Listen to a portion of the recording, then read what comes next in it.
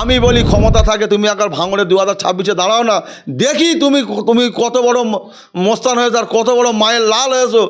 তুমি মায়ের দুধ খেয়ে যদি থাকো, ভাঙড়ে দাঁড়াও না, তোমাকে প্যান্ট খুলে যদি বাড়ি বাড়াতে না পারি, তাহলে ভাঙড়ে আমি এখন রাজনীতি ছেড়ে দেবো। একদম চ্যালেঞ্জ করছি, প্রকাশ্যে অন ক্যামেরা আমি চ্যালেঞ্জ করছি। আচ্ছা, যে বোমা আপনার বাড়ি মেরেছে তাদের কাউকে চিহ্নিত করা গেছে? দেখো, কাউকে রাতের অন্ধকারে মেরেছে, কাউকে তো চিহ্নিত করতে পারিনি। তখন 7:30 8টা বাজে, আমি তো বাড়িতে ছিলাম না। বাড়িতে কেউ বয়স্ক বাবা মা থাকে আর আমার স্ত্রী থাকে, তারা সব ঘরের ভিতরে ছিল। ওরা ওইভাবে বোমা মেরে পালিয়েছে। এবার বাপের বেটা হয় না ওখানে দাঁড়াবার। তারপরে আমি সঙ্গে সঙ্গে বাড়ি আসলাম, তারপরে সব দেখলাম ফাঁকা।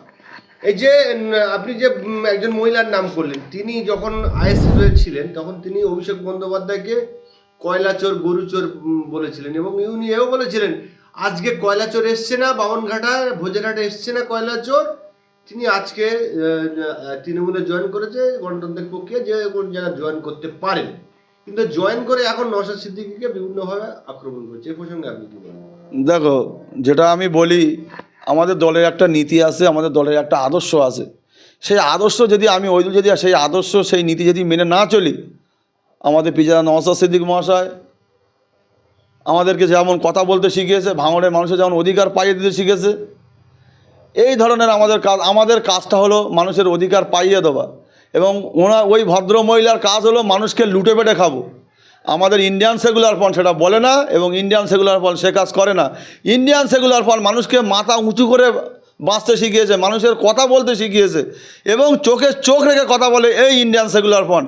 এবং উনি জানে গরু চোরের টাকা খাওয়া হবে না, কয়লা চোরের টাকা খাওয়া হবে না, এই যে ঘরের টাকা খাওয়া হবে না, রাস্তার টাকা খাওয়া হবে না, সম্পূর্ণ লোভী মেয়ে ছেলে একটা।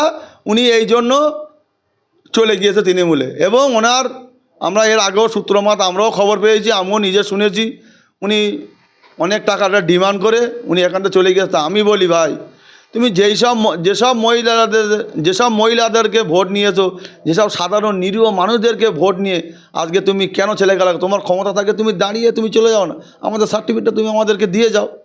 তুমি কেন আমাদের ছেলেদেরকে লুটে বেড়ে কেন খেলে, কেন তাদেরকে মার খাওয়াচ্ছ? তিনি তো বলছেন যে ভাঙড়ের এমএলএ 5 বছর কোনো কাজ করতে পারছে না, তিনি উন্নয়ন করতে, ভাঙড়ের মানুষের পরিষেবা দিতে তিনি তৃণমূল কংগ্রেসে জয়েন করেছে। কি বলবেন? দেখো ভাই, পশ্চিমবাংলায় ক্ষমতায় কে আছে? পশ্চিমবাংলায় ক্ষমতায় কে আছে? মুখ্যমন্ত্রী। তৃণমূল সরকার আছে। তাহলে তৃণমূল সরকার, তাহলে কাজটা করবে কে? আমরা তো শুধু গুঁতো মারছি, এক একটা গুঁতোয় ওরা কাজ করছে। আজকে এতগুলো ঘর কোথায় ছিল? এতদিন কেন দিল না? কোথায় ছিল এতদিন? আজকে যে ভদ্রমহিলা বলছে নওশাদ সিদ্দিকী, আরে নওশাদ সিদ্দিকীকে কাজ করতে দিচ্ছ তোমরা?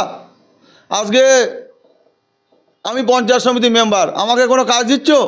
আজকে আমি গলা উঁচু, আজকে আমি অধিকার জন্য কথা বলি, ভিডিওয়ে গিয়ে কথা বললে আজকে আমাকে মিথ্যা কেস দিয়ে জেলে পুরছো।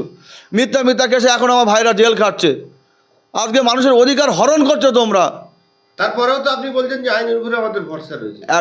দেখো, আইনের ঊর্ধ্বে তো কেউ না, তবু আমাদের আইনকে মান্যতা দিয়ে আমাদের আইনের উপরে করতে হবে। কিছু করার নেই আমাদের। এই চটিচাটা সরকার এবং এই যে পুলিশ, মমতা ব্যানার্জির পুরো চটিচাটা পুলিশ, এরা আগামী দিন আমাদের পাল্টাতে হবে। এবং আগামী দিন মানুষ আমাদের সঙ্গে আছে, মানুষের সঙ্গে নিয়ে আমরা মানুষকে কিছুটা হলে ভালোবাসা দিতে পেরেছি। ভাঙড়ের মানুষকে আমরা বলবো, ভাঙড় জেলাকে শান্তি ফেরাতে গেলে এই নটোরিয়াস ক্রিমিনালকে আগামী দিন জুতোর মালা পরিয়ে এবং টানতে টানতে ওনাকে জেলে ভরতে হবে। এই কথা বলে আমি আমার বক্তব্য শেষ করছি। লাস্ট প্রশ্ন করবো আমি, যে কেটে দেবো, 21 সালে বিধানসভায় নওশাদ সিদ্দিকী 26,000-এর মতো ভোটে এই ভাঙড় থেকে জিতেছে। তাহলে সামনে যে 26-এর লোকসভা এই বিধানসভা 21-এ বিধানসভা ভোটে নওশাদ সিদ্দিকী ভাঙড় থেকে প্রায় 26,000 ভোটে